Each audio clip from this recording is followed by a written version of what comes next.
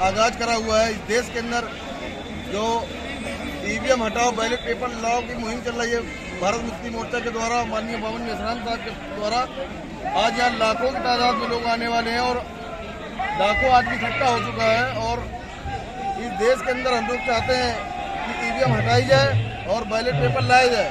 क्यों ballot paper लाना चाहते हैं? बैलेट पेपर हम इसलिए लाना चाहते हैं कि बैलेट पेपर में पारदर्शिता होती है और बैलेट पेपर से निष्पक्ष चुनाव हो सकता है। 8 अक्टूबर 2013 का सुप्रीम कोर्ट का निर्णय है, ईवीएम से फ्री, फेयर एंड ट्रांसपेरेंट चुनाव नहीं हो सकता है और चुनाव आयोग अपनी मनमानी कर रहा है। सुप्रीम कोर्ट जो है निर्णय देने के बाद भी ईवीएम को हटाने का काम नहीं कर रहा है।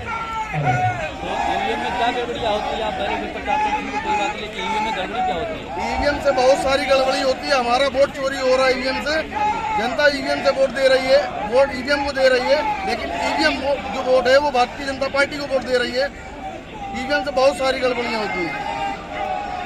सर का कहना है कि है लोग ईवीएम को वोट दे रहे हैं और वो ईवीएम जो है वो भारतीय जनता पार्टी को वोट दे रही है और इस प्रकार भारतीय जनता पार्टी के सांसद विधायक लोग चुने जा रहे हैं।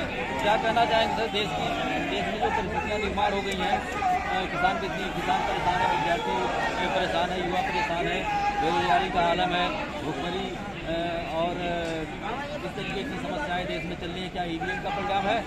बिल्कुल ये ईवीएम का परिणाम है। देश के प्रधानमंत्री 135 करोड़ जनता से झूठ बोलते हैं कि मैं रोजगार की गारंटी दे रहा हूँ, मैं भुखमरी की गारंटी दे रहा हूँ। मैं बोलना चाहता हूँ नरेंद्र मोदी जी को कि वो अपनी गारंटी दे रहे हैं, भुखमरी की गारंटी दे रहे हैं, लोगों को बेरोजगार होने की गारंटी दे रहे हैं, देश को बेचने की गारंटी दे रहे हैं। लाल किला बेच दिया, एयरपोर्ट बेच दिया, इस देश को बेचने का काम कर रहे हैं देश के प्रधानमंत्री।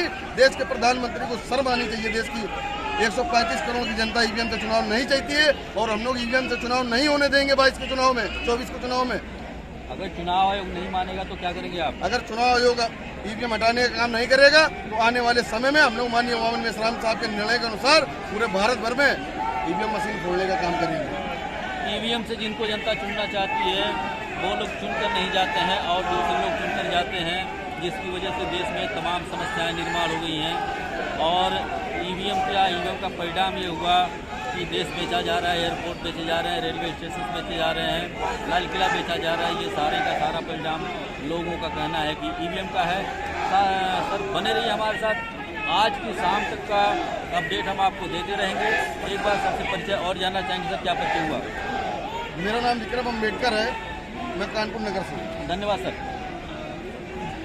तो ये थे विक्रम अम्बेडकर कानपुर नगर से और शाम तक की